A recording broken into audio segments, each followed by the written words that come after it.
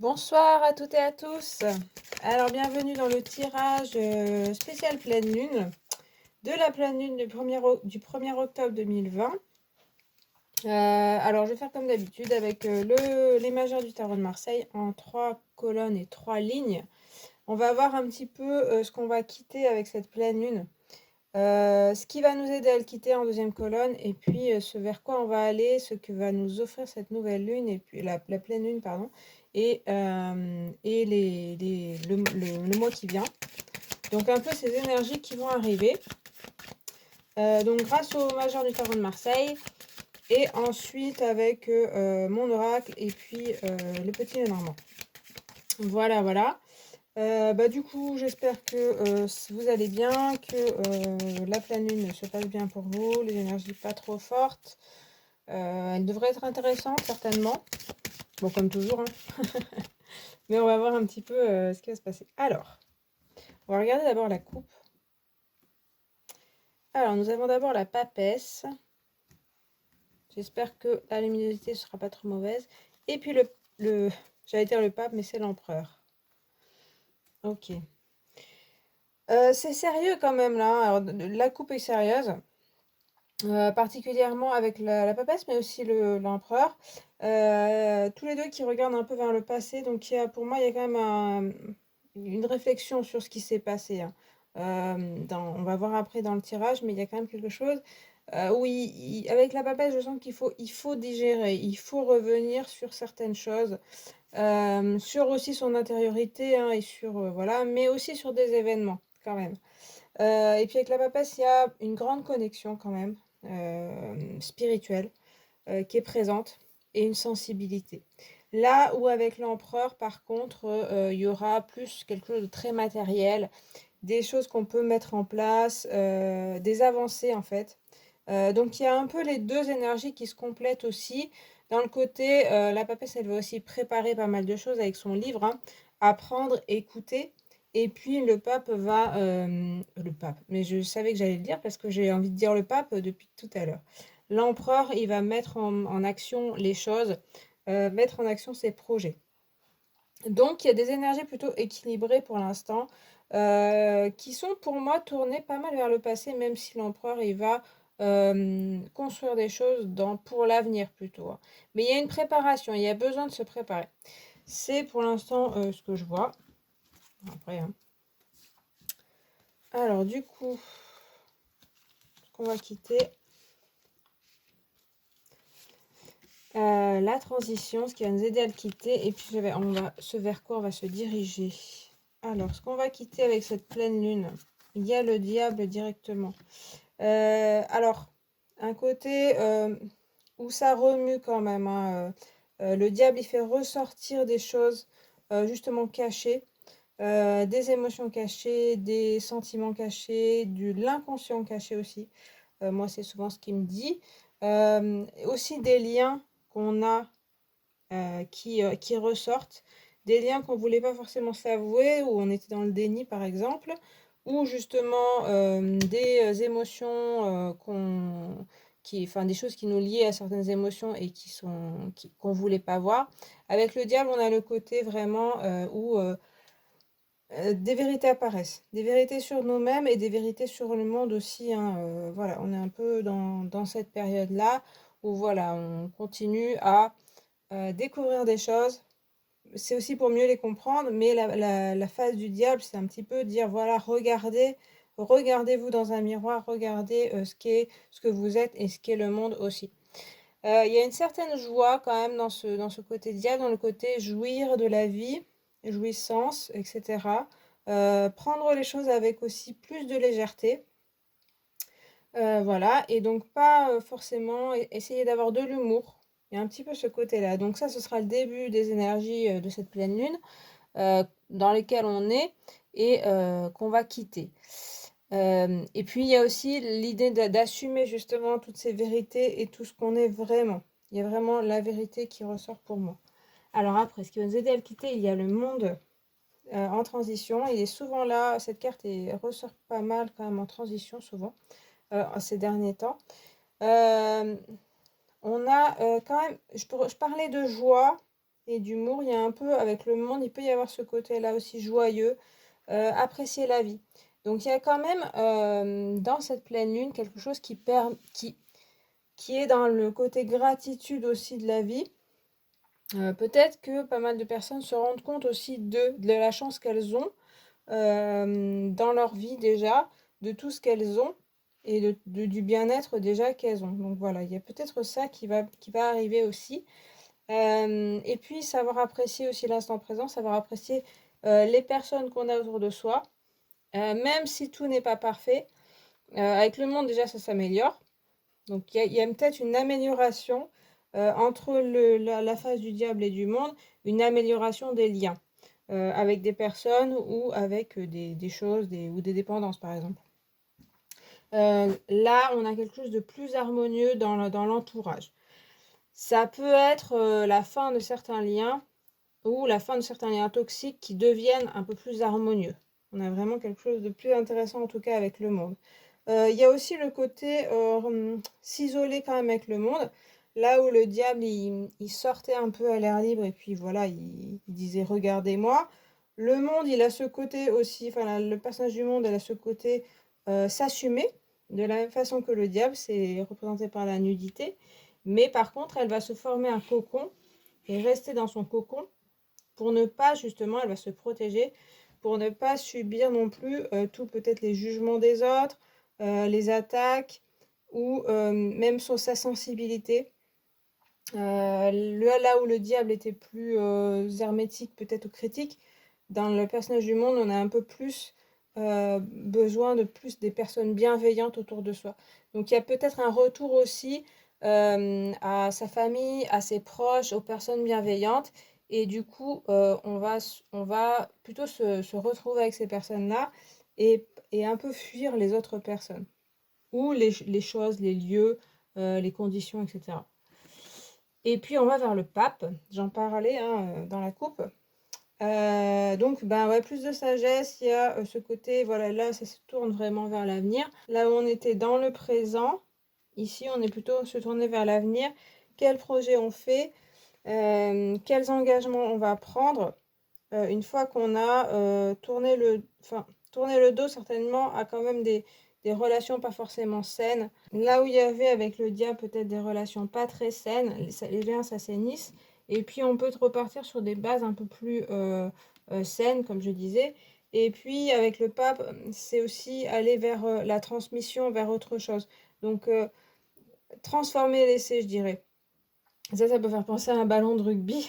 Donc on marque l'essai et puis on transforme, c'est-à-dire que on va un peu plus loin. Les choses sont plus abouties. Par exemple, dans nos projets, comme on voyait avec l'empereur, on avait quelque chose de plus construit et là, ça peut être le cas, de construire des choses de plus tangibles. On trouve avec le pape une plus grande ouverture vers le monde. Même si la carte s'appelle le monde, mais en effet, il y a cette ouverture vers le monde, mais plutôt avec ses proches. Et là, alors le pape, ça peut aussi parler d'une communauté qu'on se forme, mais plutôt plus grande que celle qu'on avait déjà. Donc, il y a vraiment pour moi une ouverture vers les autres et vers d'autres personnes, peut-être qui ne seraient pas au départ avec nous, mais qu'on trouve. Pour moi, il y a pas mal de choses comme ça. On en a aussi appris pas mal, on en apprendra pendant cette période de pleine lune. Il y a une montée en sagesse, on a des cartes qui reviennent fréquemment quand même dans les pleines lunes ces derniers temps, le monde, le pape, le diable aussi. Hein. Il y a ces vérités qui ressortent, donc cette sagesse apprise. Et ensuite, on commence à aller un peu plus loin, à former d'autres projets, à enseigner, à se former aussi avec le pape.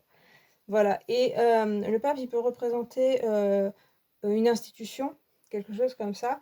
Et en fait, ça peut vouloir dire reformer une nouvelle institution. Donc, quand même révolutionner quelque chose. Parce qu'avec le monde, c'est vrai que c'est aussi la fin, la carte 21, la dernière carte du jeu. Et du coup, après, on a la fin de quelque chose et on recommence quelque chose d'autre. Qui est déjà assez, c'est pas la première carte du jeu, c'est pas ni le mât, ni le battleur. On est déjà au pape qui connaît des choses.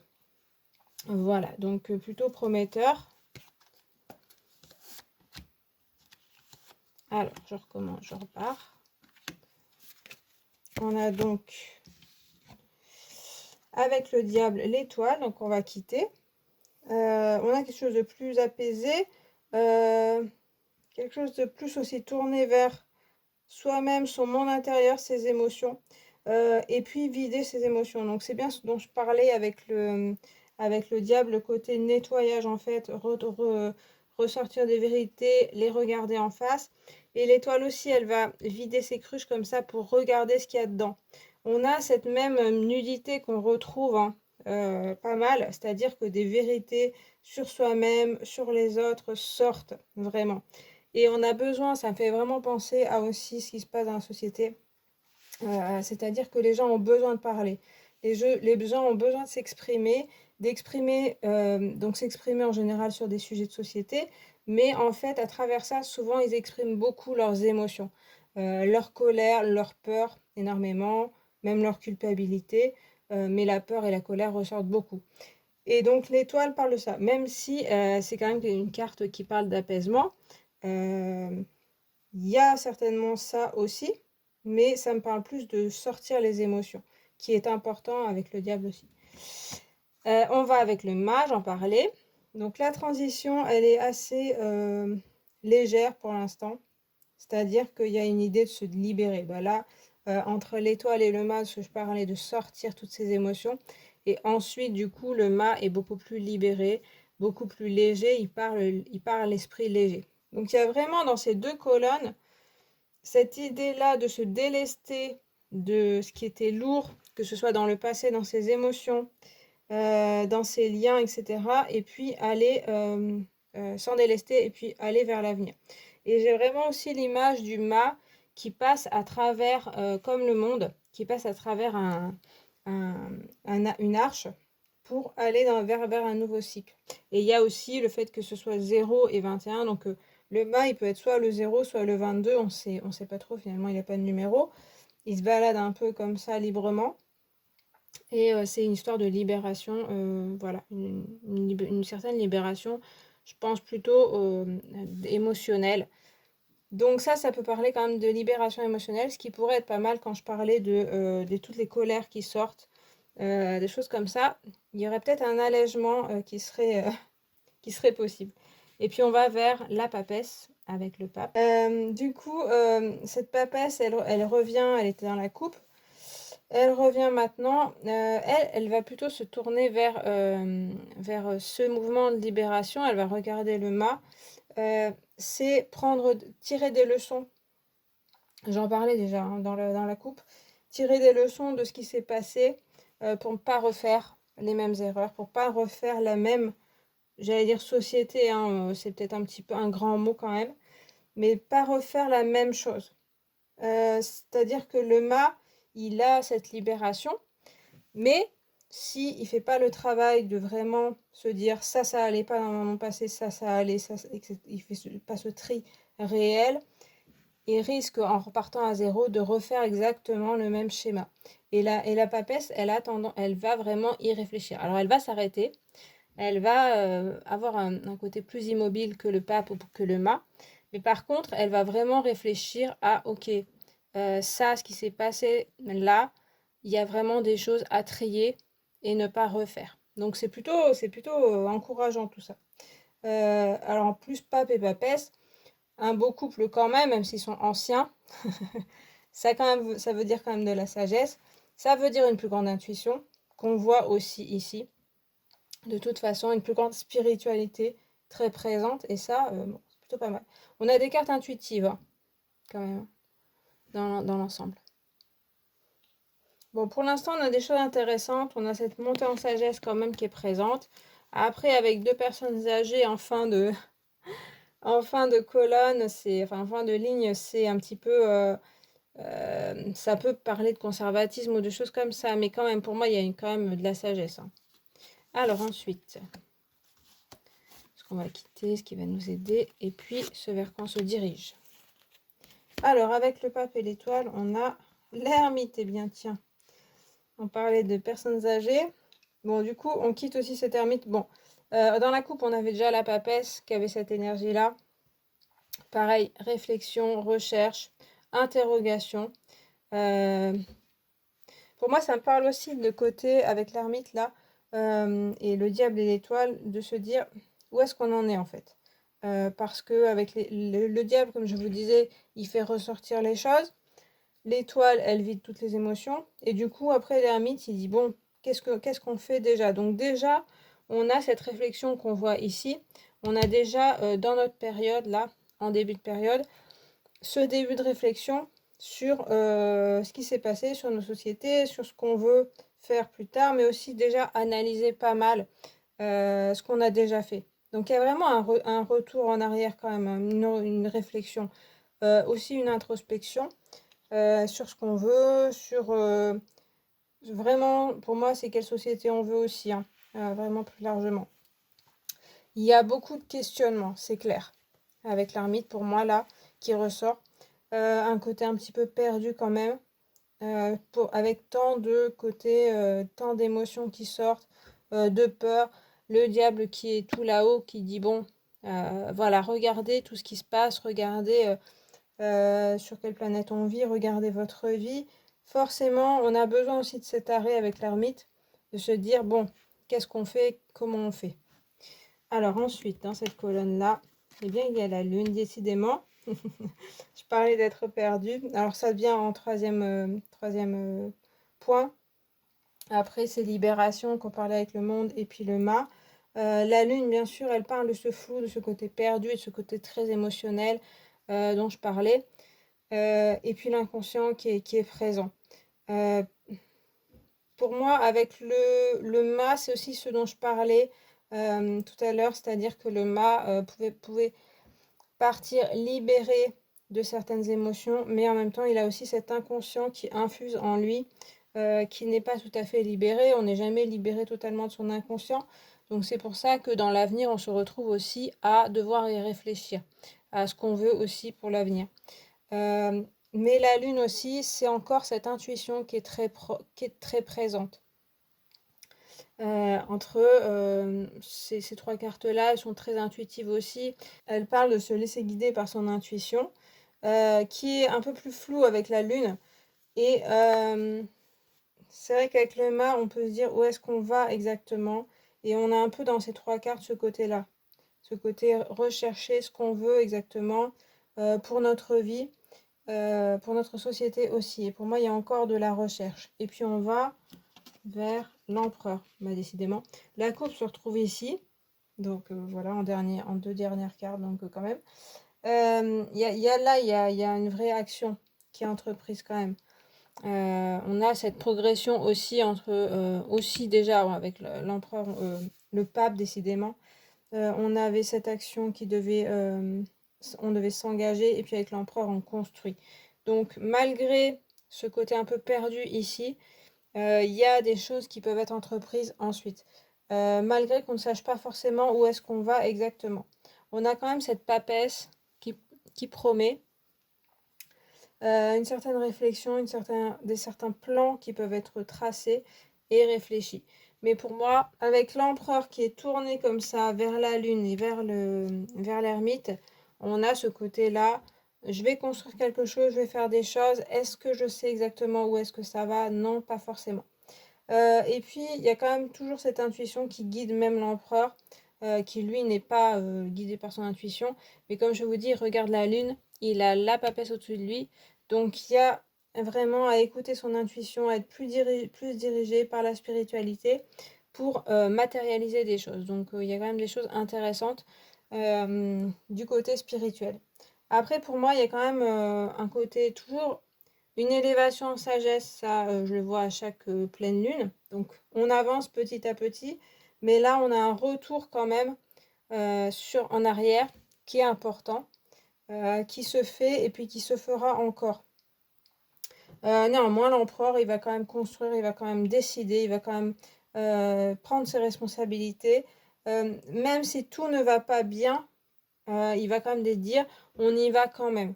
On n'a pas le choix, dans le sens où c'est pas la peine de rester non plus englué dans un marais ou se poser 50 000 questions tout le temps. On va à un moment décider d'agir, décider d'affronter aussi les choses et puis de vraiment construire quelque chose. Donc voilà, pour moi, c'est un tirage à la fois élevé en sagesse quand même et à la fois un petit peu tourné vers l'introspection et réfléchir au passé, à ce qui s'est passé. Il y a bien cette histoire de vider ses émotions, les émotions qui reviennent de toute façon, donc dans la transition aussi. Ce qui n'empêchera pas à la fin de faire des choses. Mais il y a ces différentes choses. Il y a une évolution et en même temps, il y a pas mal d'émotions présentes dans lesquelles il va falloir se dépatouiller. J'oublie pas non plus le mât et le monde qui parlent de cette libération. Donc il y a une vraie libération quand même, hein. C'est vrai que la dernière ligne, elle est un petit peu plus moins dans la libération. Mais par contre, elle aboutit à du concret. Donc pour moi, c'est plutôt pas toujours facile, mais des avancées auront lieu clairement, et même dans la matière, et du côté spirituel et du côté matériel. Voilà. Alors du coup, je vais tirer 3 cartes de mon oracle. Ok.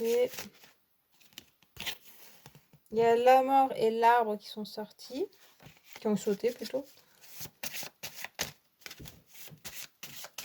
Je veux rien dire. On va voir si ça ressort après. Allez, je coupe et puis je complète. Alors, ce qu'on va quitter avec tout ça, c'est aussi la lionne. Bon, alors là, on n'a pas tout à fait la même chose, mais ça me fait penser à l'énergie du diable.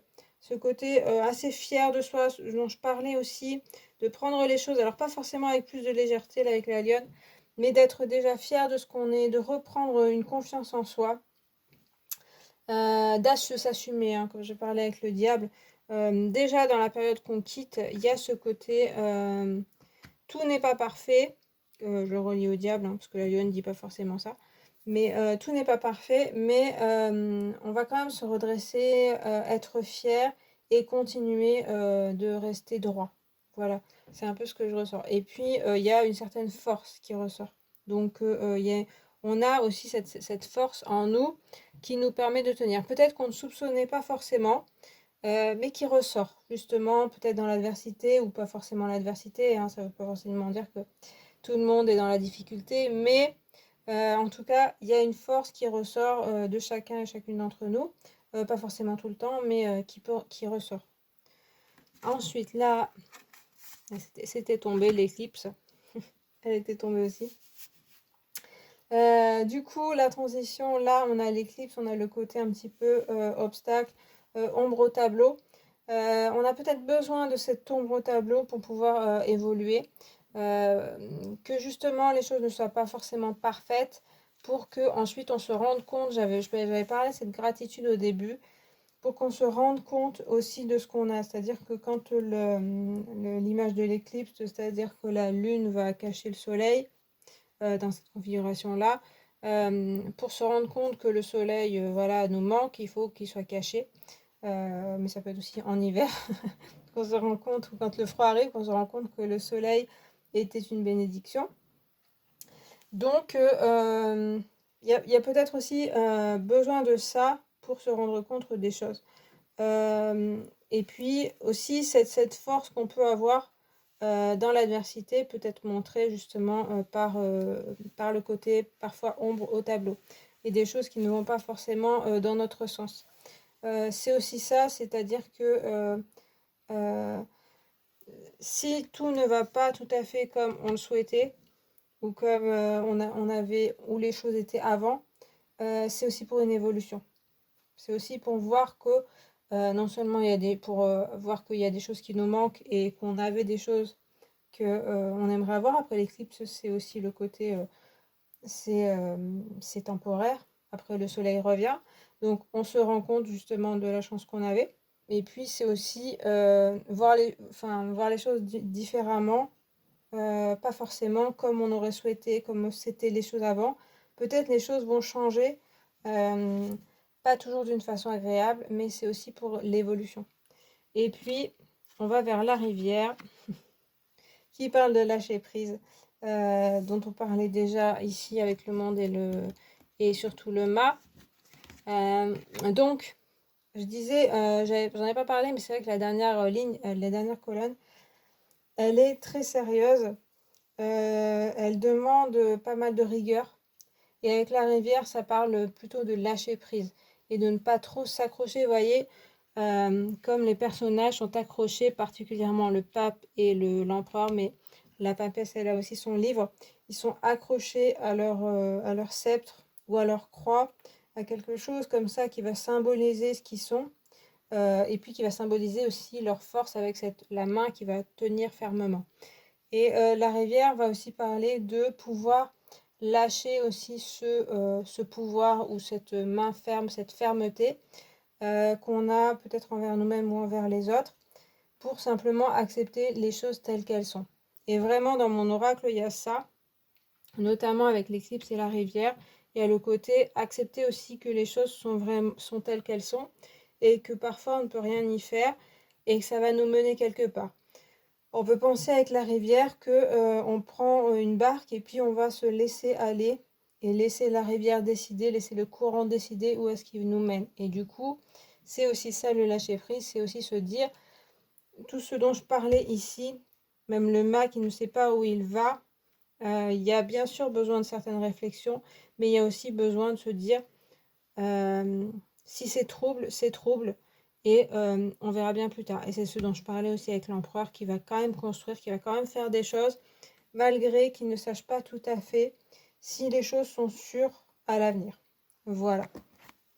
Et puis je vais finir avec le petit Lenormand. En tout cas, la rivière parle toujours de lâcher prise. C'est quelque chose dont on parle fréquemment, qui est forcément sur un peu toutes les lèvres et dans toutes les têtes, sans qu'on arrive toujours à le faire. Mais je pense qu'il faut l'avoir en tête quand même, se lâcher prise. Et essayer au maximum de le réaliser. Alors, ici, on a l'ours dans ce qu'on quitte. L'ours avec la lionne, hein, des figures fortes. Moi, il me parle, l'ours, à côté en plus de l'ermite. Il me parle pas mal aussi des institutions, des choses établies. Ce dont je parlais aussi, de choses qui étaient déjà comme elles étaient avant. C'est aussi pour moi, l'ours, là, il évoque en plus sur cette image, il est en colère. C'est pas forcément toujours le cas sur les cartes du petit Lenormand. Il m'évoque aussi un certain conservatisme et une certaine colère sur d'avoir perdu des choses dont je parlais, des choses qu'on avait. Et on voit qu'en fait, il est en colère contre une ruche, en fait. Contre quelque chose qui va le nourrir. Et en plus, quelque chose qui est plus petit que lui. Pour moi, c'est aussi l'image qu'on se met en colère contre des choses qui sont déjà perdues, qui sont vouées à évoluer. Et il a un peu cette image pour moi aussi de quelqu'un qui ne veut pas voir et qui ne veut pas accepter que les choses évoluent dans la vie et qu'elles sont sans cesse en évolution. Alors, c'est pas tout à fait ce que veut dire l'ours en général, mais il y a un petit peu ça quand même. Ça parle de choses solides quand même, hein, de bases solides. Donc ça, c'est la période de départ qu'on va quitter. Donc il y a peut-être des choses un peu plus incertaines, on le voyait déjà dans le jeu.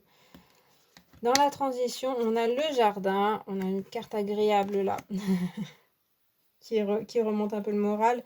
La convivialité, voir des gens, s'ouvrir aux gens et s'ouvrir aux idées nouvelles, hein. Là, on retrouve le monde et le mât. Le côté, justement, on dit au revoir aux idées anciennes, on accepte qu'elles ne soient plus là et on regarde autour de soi et on voit qu'il y a pas mal de choses assez jolies déjà. Toujours ce côté, je ressens pas mal le côté, il faut être aussi en gratitude avec ce qu'on a déjà et ce qu'on voit. Et peut-être des choses qu'on ne voyait pas. Ce que je disais avec l'éclipse, hein, que voilà, on ne voyait pas le soleil, et puis s'il est caché, on le voit. Enfin, on se rend compte qu'il est présent en fait tous les jours. Bon, pas forcément tous les jours, mais bon. Et là, c'est pareil, le jardin peut parler de la nature aussi, mais des personnes aussi qu'on a autour de nous et qu'on pourrait rencontrer, toutes les opportunités qu'on pourrait avoir, si seulement on se donnait la peine aussi de faire le pas, comme le mât le fait, d'y aller, d'oser l'aventure, d'oser la nouveauté et l'inconnu. Et puis on va vers l'arbre. Je dis ça d'un ton très solennel. Mais ça rejoint l'arbre, il rejoint ces 3 cartes et puis surtout le pape et l'empereur. Un côté très stabilité. On retrouve une certaine stabilité. C'est un peu dans le même esprit qu'il est dessiné l'arbre que le jardin. C'est-à-dire que c'est pas un gros arbre de la forêt, c'est un petit arbre avec des petits oiseaux, des petits lapins, quelque chose d'assez joyeux et dans le côté communication, le côté ouverture au monde. Alors ça parle de quelque chose de plus stable et de plus sain dans sa vie, mais il y a aussi une ouverture à un certain réseau, à des personnes intéressantes. L'arbre, c'est aussi la santé, donc une santé meilleure, des personnes plus saines autour de soi. Enfin, il y a quelque chose pour moi avec l'arbre de vraiment plus assaini. Et on avait au début ce côté nettoyage hein, qu'on fait en général. Hein. De toute façon, à toutes les pleines lunes, il y a une idée de nettoyage, mais là, il y a un petit peu ce côté-là. Et puis avec l'arbre, il y a vraiment l'idée que on a des bases plus saines dans sa vie. C'est plus enraciné, c'est plus ancré, plus aussi en contact avec la nature, ouais, quelque chose d'ancré dans la matière qui est présent aussi. Donc l'arbre rejoint pas mal l'empereur, je trouve. Et puis il y a ce côté aussi, on va voir aussi des personnes, on va s'ouvrir aux personnes, à plus de personnes différentes. Pour moi, il y a ça aussi. Mais c'est vrai que dans cette dernière colonne, pardon, il y a quelque chose d'assez sérieux et rigoureux quand même. Même avec l'arbre. Alors il y a juste la rivière qui nous dit de se laisser aller quand même, réussir à lâcher prise malgré une certaine rigueur à avoir. Donc voilà, donc il y a des choses intéressantes à mon avis, il y a des choses qui vont se matérialiser. Ça va pas être toujours facile. Ça va demander ce jonglage entre le lâcher prise, l'ouverture, lâcher aussi ce qui est dans le passé pour pouvoir construire aussi des choses et être rigoureux aussi dans l'avenir. Donc il y a pas mal de choses à prendre en compte. Pour moi, c'est un tirage toujours de toute façon positif avec les pleines lunes, mais les énergies, c'est vraiment pouvoir jongler avec toutes ces énergies-là. Vu qu'on a le pape en tête et puis la papesse, on a ces énergies toujours qui nous disent qu'on a la sagesse pour, on a la force pour, on a la maturité pour, il faut juste l'utiliser quoi. Parce que parfois on pourrait avoir tendance à se laisser aller justement à ses peurs, à ses émotions qu'on voyait ici. Et ça va pas forcément nous aider. Donc dans la période de la pleine lune, il y aura certainement un peu plus de rigueur à avoir. Pas forcément dans la transition, vous voyez qu'il y avait pas mal de lâcher prise. Mais ensuite, on ira vers une période plus rigoureuse à mon avis. Et en même temps, avec cette rivière, ça parle aussi d'accepter. Accepter cette période ou accepter les circonstances. Accepter aussi ce qu'on est, hein, tout simplement. Voilà. Donc voilà. Bon, bah écoutez, j'ai fini ce tirage. J'espère qu'il vous a parlé. Désolée, c'était un peu brouillon. J'ai un petit peu de mal. Je suis un petit peu atteinte par cette pleine lune, on va dire, que par les énergies. Mais je trouve ça intéressant quand même. Hein. Je trouve qu'il y a des choses, il y a des cartes qui reviennent de toute façon. Et c'est plutôt intéressant comme énergie. Ça me paraît pas super facile, mais pas non plus très difficile. Je pense qu'il y a vraiment un message qui dit que on est dans des temps pas toujours évidents, mais c'est parce qu'il y a une vraie évolution de l'humanité, du monde, et qu'on en est tout à fait capable. Il faut vraiment se dire qu'on a cette force-là et avoir cette confiance en nous qu'on voyait déjà avec la lionne. Mais là, ici, on a vraiment des cartes qui parlent de cette force et de ce côté maturité. Donc, faut pas le perdre de vue. Si parfois on se sent qu'on flanche, qu'il y a des émotions fortes, où on est perdu aussi, faut pas oublier que on se dirige vers quelque chose de plus évolutif, de ce qui va vers de l'évolution. Voilà. Donc voilà pour le tirage général. Écoutez, j'espère qu'il vous a parlé, qu'il vous a plu. Vous pouvez me le dire en commentaire, liker la vidéo, la partager et vous abonner. Moi, je vous remercie d'avoir regardé cette vidéo. Je vous souhaite une très bonne pleine lune et puis je vous dis à la plus tard. Salut!